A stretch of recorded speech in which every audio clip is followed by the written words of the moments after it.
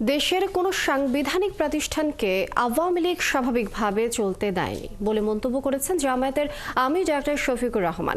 এই সময় সবচেয়ে বড় আঘাত বিচার বিভাগের উপর হয়েছে বলেও অভিযোগ করেন তিনি। মঙ্গলবার বিকেলে রংপুরের মিঠাপুকুরে দলটির পথসভায় এসব কথা বলেন তিনি।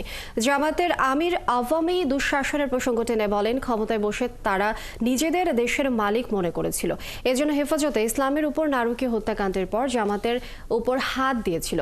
আওয়ামী লীগ দেশপ্রেমিক নাগরিকদের সহ্য করতে পারে না বলেই আয়নাঘরে বানিয়ে গুম খুন শুরু করেছিল বলেও মন্তব্য করেন জামায়াতের আমির।